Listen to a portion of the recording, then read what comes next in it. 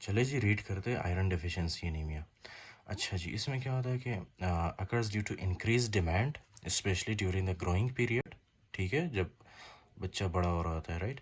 Pregnancy, erythropoietin therapy, already I have discussed and explained these conditions to you, right. और reduced iron due to chronic bleeding, for example menorrhagia especially in females. और gastrointestinal loss आपको बताया था मैंने, right. Malnutrition या absorption की वजह से, राइट। एब्जॉर्प्शन डिसऑर्डर की वजह से, फॉर एग्जांपल सिलिक डिजीज जिसमें ऑटो एंटीबॉडीज बनती है। We will discuss this in the gastrointestinal system जब हम जीआईटी पढ़ेंगे। Plus GI surgery like gastrectomy, removal of obviously stomach. ठीक है। फिर उसके बाद है टोडलर्स में, यानी बच्चों में ज़्यादा होती है आयरन की डिमांड। उसके अलावा adolescent females and females of reproductive age constitute high risk groups, right. अच्छा, सिम्टम्स में क्या मिलता है हमें? सबसे पहले फटीग मिलता है, ठीक है, fatigue, right, due to reduced oxygen. उसके अलावा है डिस्निया हमें मिल सकता है, ठीक है, शॉर्टनेस ऑफ ब्रेथ। उसके अलावा है टेकिकार्डिया, राइट।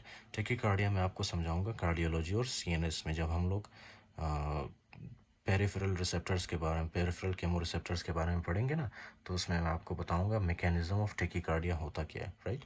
अच्छा जी, उसके बाद है angina. Angina means chest pain, right. उसके बाद है सिनकपी। सिनकपी को हम लोग क्या कहते हैं? जब ब्रेन के अंदर ऑक्सीजन की डेफिशिएंसी होती है, उस कंडीशन को हम लोग कहते हैं syncope, transient loss of consciousness. And pica या पीका, जो आपने प्रोनाउंस करना है इसको, ठीक है, ये होता है persistent craving and compulsive eating of non food substances. जैसे कि किसी ने मुल्तानी मिट्टी खा लिया, ठीक है ना, मुल्तानी मिट्टी खा लिया, या फॉर एग्जांपल चाक वगैरह, कोई पेज वगैरह, वरक वगैरह खा लिया उसने, ठीक है, तो उसको हम लोग कहते हैं non food substances, right. And this is a psychological disorder, right. मैंने बहुत से लोगों को देखा है। अच्छा जी, उसके बाद है फिजिकल फाइंडिंग्स। जब आप फिजिकल फाइंडिंग्स करते हो उसमें आपको ग्लोसाइटस मिलता है, राइट। ग्लोसाइटस, एंगुलर ग्लोसाइटस, टंग की इन्फ्लेमेशन, राइट। फिर उसके बाद है चिलोसिस आपको मिलता है, राइट। इनकी तस्वीरें मैं आपको दिखाता हूँ। फिर है कंजक्टाइवल पेलर एंड कोइलोनाइचिया। कोइलोनाइचिया क्या है? Spoon nail, right, spoon nail. ये आपको नज़र आ रहा है स्पून की तरह, जो चम्मच आप जिसके साथ चावल वगैरह खाते हो ना, तो इनका जो स्पून है ना, नाखून, वो क्या होता है? इनका जो नेल है वो स्पून की तरह नज़र आने लगता है, राइट। उसके बाद है Plummer Vinson syndrome. Plummer Vinson syndrome आप पढ़ोगे जीआईटी के अंदर, राइट। जब आप एसोफेगस के बारे में पढ़ोगे, ठीक है ना, एसोफेगस पैथोलॉजीज़ के बारे में, वहाँ पे आपको मिलेगा Plummer Vinson syndrome. Plummer Vinson syndrome होता क्या है? इसमें तीन चीज़ें होती है। एक है iron deficiency anaemia, right, iron deficiency anaemia. दूसरा है इसमें एसोफिजियल वेब्स मिलेगी आपको, ठीक है। और तीसरा है डिस्फेजिया। डिस्फेजिया मतलब डिफ़िकल्टी ड्यूरिंग swallowing, राइट। अच्छा जी, तो ये क्लिनिकल फीचर्स है इसके कुछ। उसके बाद है डायग्नोसिस कैसे करते हैं। Best initial test obviously that is the CBC, reduced mean corpuscular volume, right, less than 70 femtolitre. उसके बाद है reduced mean corpuscular haemoglobin which is less than 30 picogram, right. उसके बाद है हमारे पास मीन कॉर्पस्कुलर हेमोग्लोबिन कॉन्सेंट्रेशन। अच्छा, ये सारी चीज़ें आपको रिड्यूस्ड मिलेगी, राइट। और ये चीज़ें होती क्या है? रेड ब्लड सेल इंडिसेस में हम पढ़ेंगे, right. With iron profile, iron deficiency anaemia should be distinguished from thalassaemia and anaemia of chronic disease, क्योंकि हमारे पास थैलेसीमिया और एनीमिया ऑफ क्रोनिक डिजीज़ के जो फीचर्स हैं ना, वो किस चीज़ से मिलते हैं? आयरन डेफिशिएंसी एनीमिया से। So we must distinguish it from thalassaemia and anaemia of chronic disease, right. अच्छा जी, फिर मोस्ट एक्यूरेट टेस्ट क्या है? Bone marrow with Prussian blue stain, right. जब हम ये करते हैं तो हमें एग्जैक्टली पता चल जाता है कि इसको आयरन डेफिशिएंसी एनीमिया है या नहीं है, ठीक है। बोन मेरो आयरन स्टेन, राइट। अच्छा जी, तो पेरिफेरल ब्लड स्मीयर जब हम गलते करते हैं, right, it can show microcytic hypochromic red blood cells. Microcytic का मतलब क्या है? कि जब रेड ब्लड सेल का साइज जो है, for example that is less then 80 फेंटोलीटर, ठीक है ना, उसको हम लोग कहते हैं माइक्रोसाइटिक। फिर हाइपोक्रोमिक का क्या है? हाइपोक्रोमिक का मतलब ये है ना कि नॉर्मली रेड ब्लड सेल्स क्या होते हैं? रेडिश होते हैं ना, राइट। लेकिन जो हाइपोक्रोमिक रेड ब्लड सेल्स होते हैं उनमें वो जो रेडिश एरिया है ना, वो उनका ख़त्म हो जाता है आहिस्ता आहिस्ता से, ठीक है ना। पेल कलर हमें नज़र आने लगता है रेड ब्लड सेल्स। अच्छा, विथ एनिसोसाइटोसिस, एनिसोसाइटोसिस का मतलब क्या है, एक डिफरेंट शेप ऑफ आरबीसी, ठीक है। और पोइकिलोसाइटोसिस, पोइकिलोसाइटोसिस, ये जो रेड ब्लड सेल मिलते हैं ना हमें, उनका जो शेप हम देखते हैं वो पेंसिल की तरह होते हैं। पोइकिलोसाइटोसिस मतलब pencil shape RBC. And a low reticulocyte count, reticulocyte किसको कहते हैं हम, फ्रेश आरबीसीज को। जब हमारे पास आयरन ही नहीं होगा, तो आप बताओ, हमारे पास जब आयरन नहीं होगा तो रेड ब्लड सेल्स बन पाएंगे, नहीं बनेंगे ना रेड ब्लड सेल्स, ठीक है ना। तो इसीलिए लो रेटिकुलोसाइट काउंट होते हैं, ठीक है ना। मतलब जो फ्रेश आरबीसीज है ना, उनकी कॉन्सेंट्रेशन, उनकी क्वांटिटी कम होती है हमारे ब्लड के अंदर, राइट। अच्छा जी, फिर उसके बाद है ट्रीटमेंट। अब जाहिर सी बात है कि आयरन डेफिशिएंसी हो रहा है, तो ट्रीटमेंट है हम लोग क्या देते हैं, iron supplementation. Oral iron is preferred over IV iron. अच्छा, ओरल आयरन इसलिए भी देते हैं हम लोग, ठीक है ना, क्योंकि ओरल आयरन ज़्यादा आसान है पेशेंट के लिए, ठीक है। अगर सीवियर केसेस हो तो ऑब्वियसली उसके लिए हम लोग इंट्रावेनस आयरन देते हैं, ठीक है ना, उसको इंजेक्शन देते हैं। अच्छा जी, फिर उसके बाद है duration of oral iron replacement to replenish stores depend on iron deficit. ये आपको समझ नहीं आएगी, I will explain it for you. अच्छा जी, आपने क्या किया, आपने फॉर एग्जांपल 1 महीने के लिए उसको आयरन दे दिया, राइट। और आपने देखा कि उसके सिम्टम्स आहिस्ता आहिस्ता से ख़त्म हो रहे हैं, ठीक है, वो पेशेंट ठीक होता जा रहा है, राइट। लेकिन आपने जो है आयरन को स्टॉप नहीं करना है ऑन द स्पॉट, जैसे ही उसके सिम्टम्स ख़त्म हो उस वक्त तक आपने आयरन देना है इसको, ठीक है ना। फॉर एग्जांपल 6 वीक्स से 6 मंथ तक आपने इसको आयरन देते रहना है। उसकी वजह क्या है, उसकी वजह ये है ना कि पेशेंट के अंदर जो आयरन के स्टोर्स होते हैं ना, उनके स्टोर्स को भी आपने फिल करना है, राइट।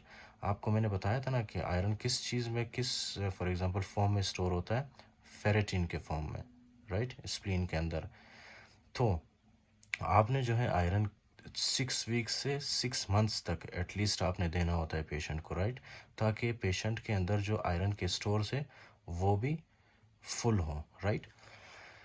तो इसका ये मतलब है। उसके बाद है ओरल आयरन में lead to nausea, constipation, diarrhoea, abdominal pain and black stools. ये तो आपको पता है, जितने भी फॉर एग्जांपल ड्रग्स वगैरह हैं उनके कुछ ना कुछ साइड इफ़ेक्ट्स तो होते ही है, राइट। तो ये भी इसके भी फॉर एग्जांपल जब आप आयरन देते हैं ना, ओरल आयरन, उससे क्या होता है, nausea, constipation, diarrhoea, abdominal pain and black stools, right. अच्छा जी, एक और बात आपने याद रखना है, ठीक है, कि एंटासिड्स, एंटासिड्स आपने कभी भी आयरन के साथ कोशिश करें कि एंटासिड्स को आयरन के साथ ना दें, क्योंकि आयरन की एब्जॉर्प्शन को इंटरफेयर करता है, डिस्टर्ब करता है, राइट। एंटासिड्स होते क्या, एंटासिड्स हम लोग देते हैं उन पेशेंट्स को जिनके अंदर जो है फॉर एग्जांपल एसिड प्रोडक्शन ज़्यादा होती है, राइट। तो उन पेशेंट्स को हम लोग एंटासिड्स देते हैं। एंटासिड्स क्या करता है, उनके स्टमक के अंदर जो पीएच होता है ना, पीएच को बढ़ा देता है antacids, right. So that is not very relevant, but आपको याद रखना है कि एंटासिड्स मोस्टली हम लोग आयरन के साथ नहीं देते, ठीक है, क्योंकि एंटासिड्स आयरन के एब्जॉर्प्शन को डिस्टर्ब करते हैं, राइट। अच्छा जी, दिस इज़ वेरी इंपॉर्टेंट, ये आपको मैं बता चुका हूँ, ठीक है ना, कि इन पेशेंट्स के अंदर क्या होता है, सीरम आयरन कम हो जाता है, राइट। अच्छा,